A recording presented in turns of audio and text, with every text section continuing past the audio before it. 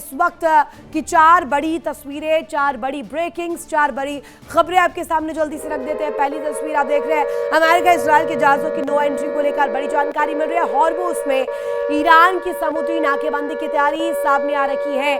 साथ ही साथ दूसरी बड़ी खबर की ओर नजर दौड़ाइएगा तो आपको समझ आएगा कि ईरान युद्ध के बाद हथियारों को लेकर बड़ा खेल सामने आ गया है। यूएस में रक्षा संकट की खबरें सामने आ रही है। अमेरिकी हथियारों की कोई कमी नहीं है। ट्रंप हालांकि पूरी तरीके से पिक्चर को व्हाइट वॉश करने की भी कोशिश कर रहे हैं। तीसरी खबर वादे को लेकर, जिसमें स्टेटमेंट थिएटर डिप्लोमेसी पर दिए जा रखे हैं और ईरान का थिएटर डिप्लोमेसी पर बड़ी तरफ से बड़ा स्टेटमेंट भी सामने आया। ईरानी नेता मोहम्मद गालिबाफ का स्टेटमेंट, धमकी और बातचीत का खेल बंद करना चाहिए अमेरिका को। अब इस रुख के आगे कैसे पस होते हैं अमेरिका के मंसूबे, ये भी देखने वाली बात होगी। चौथी बड़ी खबर आपके सामने, लाल सागर में इजराइल का शक्ति प्रदर्शन सामने आया है।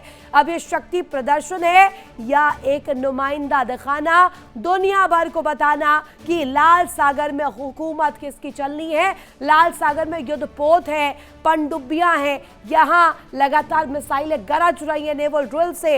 इजराइल को लेकर के भी जो तस्वीर सामने आ रही है, जिसमें इजराइल पूरी तरीके से अब दमखम लाल सागर में दिखाते हुए नजर आ रखे हैं। अमेरिकी हथियारों की गूंज भी नजर आई।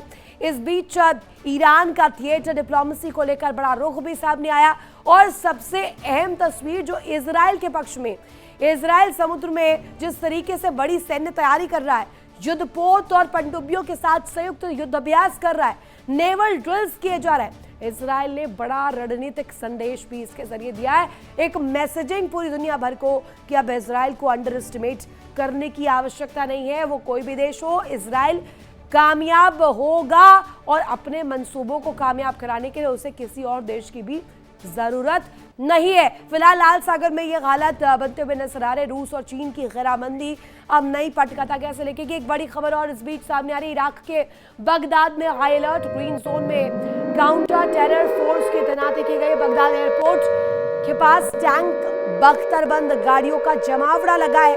ईरान समर्थित मलेशिया के हमले का बड़ा खतरा भी बढ़ता हुआ नजर आया। सुरक्षा के लिए राजधानी में सेना की भारी मौजूदगी नजर आ रही है। एयरपोर्ट इलाके में सुरक्षा घेरा और सख्त हुआ है।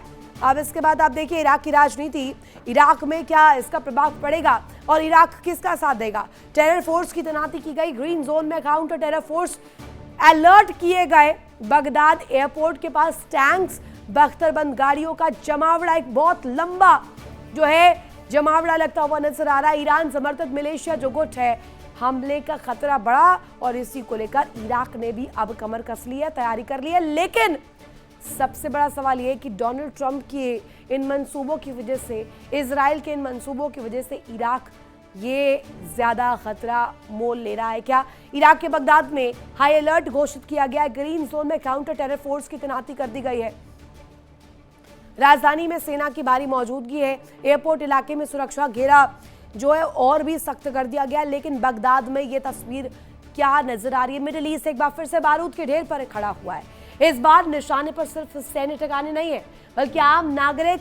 ईरान समर्थित हूती विद्रोहियों ने सऊदी अरब के रिहायशी इलाकों को अब टारगेट पर लेना शुरू कर दिया है। रॉकेट्स गूंज रहे हैं, प्रोजेक्टाइल सीधे घरों पर गिर रहे हैं।